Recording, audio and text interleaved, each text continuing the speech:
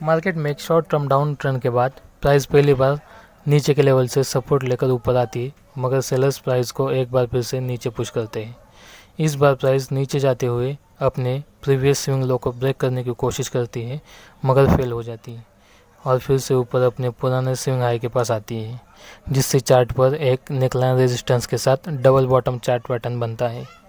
इस पैटर्न में प्राइस दो बार लगभग एक जैसे लोअर लेवल से रिजेक्ट करती है, जिससे यहाँ पर दो बॉटम पॉइंट बनते, इसलिए इसे डबल बॉटम चार्ट पैटर्न कहते। साथ ही बहुत से लोग इसे डब्ल्यू चार्ट पैटर्न भी कहते।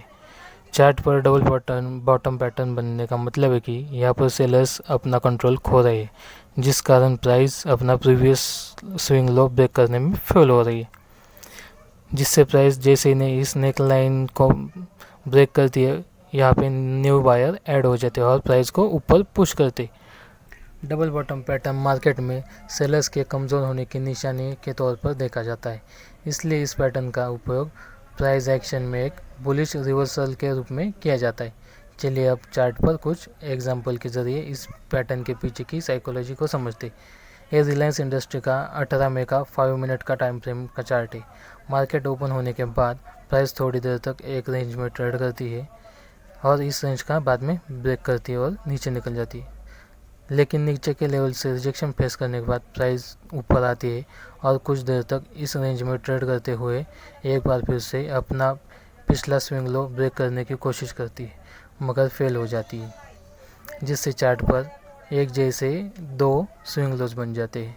क्योंकि ये दोनों स्विंग लो चार्ट पे बॉटम पे बने हैं, इसलिए हम इन्हें डबल बॉटम चार्ट पैटर्न कहते हैं। यहाँ चार्ट पर इस पॉइंट के पास सेलर्स की जो स्ट्रेंथ थी वो अभी कम हो गई है, इसी वजह से प्राइस इस स्विंग लो को ब्रेक करने में फेल हो चुकी है। चलिए अब ये पैटर्न चार्ट पर क्यों बना है और इसके पीछे की साइकोलॉजी क्या है, ये समझने की कोशिश करते हैं। यह चार्ट पर दिन के ओपनिंग के बाद एक लॉन्ग वीक कैंडल बनती है। प्राइस कुछ देर तक इसी कैंडल के रेंज में ट्रेड करती है और बाद में इसको ब्रेक करके नीचे जाती है। इसका मतलब यहाँ सेलर्स प्राइस को नीचे लेके जाने में इंटरेस्टेड है, लेकिन लोअर लेवल से प्राइस रिजेक्शन फेस करते हुए इससे पहले प्राइस ने जहाँ से इस लेवल को ब्रेक किया था, एक बार फिर से उसी लेवल के पास आकर एक कैंडलस्टिक पैटर्न बनाती है, जो कि एक बियरिश पैटर्न है। अब यहाँ प्राइस नीचे से पुलबैक लेकर इस लेवल से रेजिस्टेंस फेस करते हुए फिर से नीचे जाएगी। इस उम्मीद में कुछ रिटेल ट्रेडर इस स्विंग लो का ब्रेक होने का इंतज़ार नहीं करते और शॉर्ट ट्रेड कर लेते। प्राइस कुछ देर तक नीचे जाती है, मगर अपने प्रीवियस स्विंग लो को ब्रेक करने में फेल हो जाती है और फिर से ऊपर अपने स्विंग हाई के पास वापस आती है। अब इस पूरे प्राइस एक्शन से चार्ट पर दो बॉटम बनते हैं और ऊपर की तरफ एक नेक लाइन रेजिस्टेंस बनता है।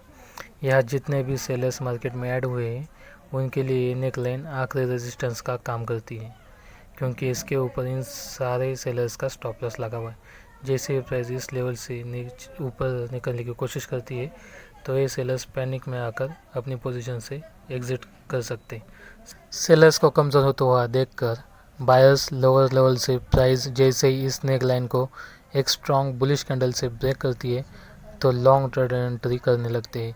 यह बायर्स को लॉन्ग ट्रेड में एंट्री करने के लिए दो कारण है। अगर आप यहाँ सारे हायर लोस को कनेक्ट करते हुए ट्रेंड लाइन ड्रॉ करेंगे तो मार्केट ऑलरेडी इस ट्रेंड लाइन को ब्रेक किया है, साथ ही मार्केट ने इस ट्रेंड लाइन को एक बुलिश कैंडल ने ब्रेक किया है। अब इस कंफर्मेशन को देखकर आप लॉन्ग ट्रेड एंट्री कर सकते हैं, जिससे आपका टारगेट डिहाई के आसपास रह सकता है। यहाँ हमारे स्टॉप लॉस के मुकाबले हमारा टारगेट 1:2 के ऊपर का है। इसका मतलब हमारा लॉन्ग ट्रेड में एंट्री करने के लिए परफेक्ट जगह है।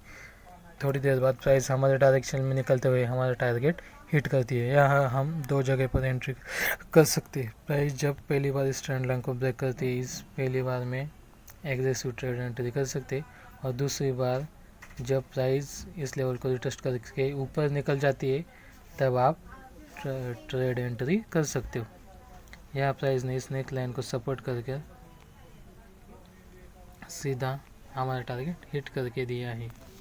अब इस चार्ट पर ये सब ट्रेड एंट्री को खोजने के लिए हमने ना तो यहाँ पर किसी इंडिकेटर का यूज़ किया है और ना ही किसी के द्वारा दिए गए टेलीग्राम या फिर यूट्यूब पर ऑनलाइन दिए गए सिग्नल का यूज़ किया है। यहाँ हमने सिर्फ प्राइस एक्शन का यूज़ करते हुए चार्ट पर किस तरह बायर्स और सेलर्स काम कर रहे इसे पहचानने के लिए चार्ट को अच्छी तरह पढ़कर कैंडल स्टॉक का कंपेयर लेके ट्रेड किया है।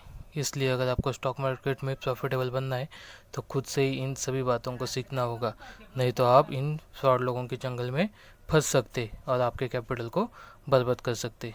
चलो अभी अगला एग्जांपल देखते हैं। तो ये इन्फोसिस का 28 नवंबर का 5 मिनट का टाइम फ्रेम चार्ट है। तो मार्केट में एक अच्छी खासी सेलिंग होने के बाद नीचे के लेवल से एक थोड़ी सी प्रॉफिट बुकिंग होना स्टार्ट हो जाता है और ऊपर आके एक नेकलाइन बन जाता है।